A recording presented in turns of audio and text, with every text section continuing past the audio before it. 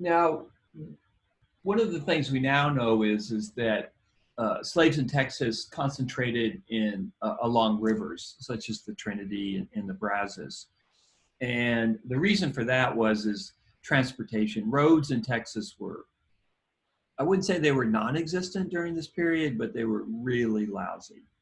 And the best way to get your cotton to the Gulf of Mexico, and if you could get your cotton to the Gulf of Mexico, you could send it anywhere. Although during this period, New Orleans is the most important banking center in Texas. It's giving out the most loans in Texas for Texas. New Orleans is kind of the financial center of Texas, although it's in Louisiana. So there's an especially intense concentration of slavery along riverbanks. You do, though, in the 1850s, you start having the very beginning of railroads being built in Texas. Houston, beginning in the 50s, becomes a railroad center in Texas. And the reason for that is if you could get your cotton to Houston, you could float it down the Buffalo Bayou to Galveston, and from Galveston, your cotton could go anywhere in the world, although it usually went to New Orleans. But some Texas cotton would go straight to England. And also, don't forget, you have manufacturers in the U.S. Northeast buying Texas cotton as well. You know, we can't let the North off the hook when it comes to slavery. A lot of cotton from the South is going to factories in the North, and Northerners are becoming very wealthy producing cotton that is produced by slaves in the South and Texas. Also, in places like New York City, these are shipping centers for slavery. As late as 1860, you still have about 70,000 slaves, captives, transported from Africa to Havana from ships that left from New York. So New York City is still very much involved in the international slave trade as well, although slaves from Africa, as I've talked about before, are not coming directly into the U.S. But shippers in New York City are making money off slavery. So we can't let the North off the hook. Slavery is a national phenomenon. It, of course, is concentrated in the South, but folks in the North are making fortunes off slavery as well. So slavery in Texas, in the eastern portion of Texas, where there's rain, where it's easier to get to the Gulf. Let's see here, especially around Houston, south of Houston towards the Gulf of Mexico. Now, the slave prices inflated as the institution expanded in Texas, and I've talked about that before. In 1850, a slave was worth $400 in $1850, and by 1860, worth about $800. So again, in 2020 dollars, we're going from about $30,000 or so. A slave is worth about, a healthy male slave is worth about $35,000 in 1850, 1860s, somewhere around $70,000. As I said before, farm hands could also be hired out. And we think the price for hiring out a slave, for leasing a slave for a year, was $200 a year. So just to repeat the point is that you didn't have to own a slave to have access to slave labor. Now I want to turn to the slaves themselves. I've been talking about slavery, but I haven't really given voice to slaves in these lectures yet. You'll be doing that this week. You're reading the Tomlinson Hill book, which is a very, very powerful story about slavery in Texas before the Civil War and after the Civil War. Now, many of the slaves that came into Texas were not born here, because slavery really takes off in Texas after 1836. In 1836, there's only 5,000 slaves in Texas. 25 years later, there's 183,000 slaves in Texas. So that's a 25-year period, this exponential growth. So most slaves in Texas came from outside of Texas, although by 1860, you have more and more slaves that were born here.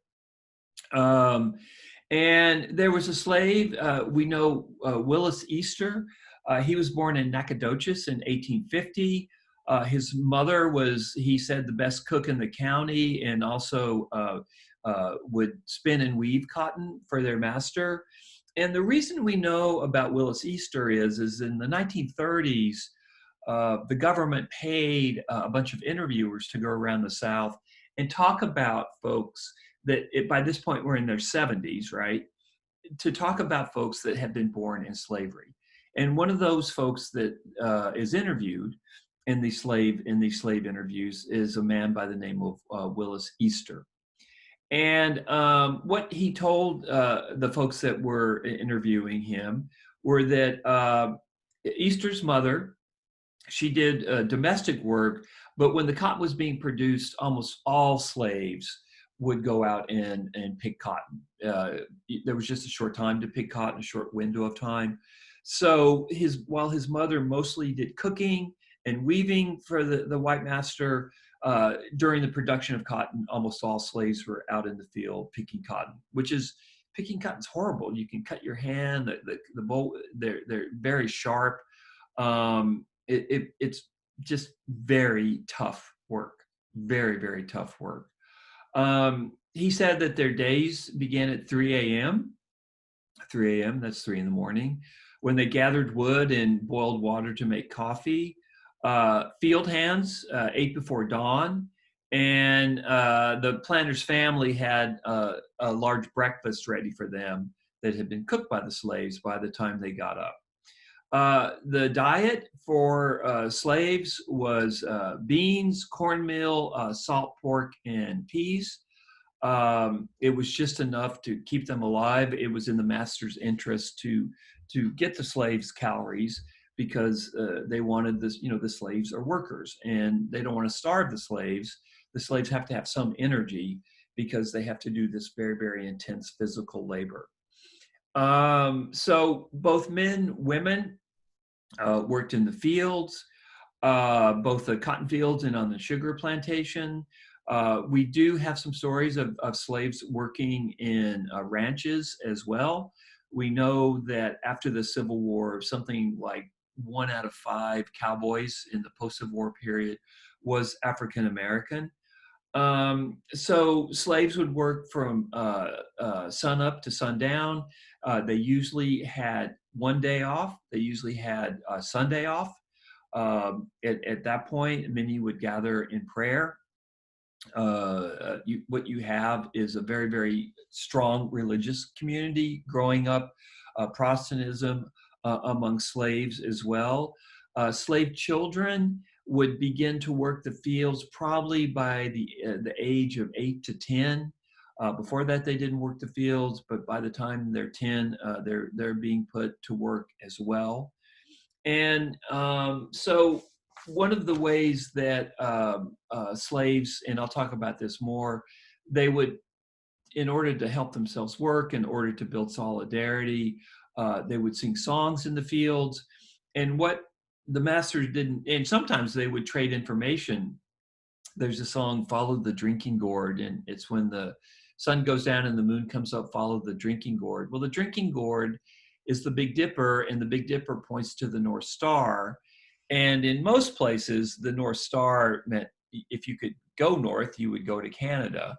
But one of the things I'm going to talk about in a podcast is, in Texas was an exception, because if you wanted to run away in Texas, you didn't go north, you went south, you went to Mexico, because of course Mexico had abolished slavery in 1829. So slavery, a very intense work experience, if I can call it a work experience, it's kind of a modern phrase. What I want to get across is it's a slavery it's a system that's based on intense violence. Slaves were under constant threat of punishment. They are being very closely watched, especially slaves that live on small plantations, but all slaves, while they work, are being very, very intensely watched. They can be beaten, they can be whipped.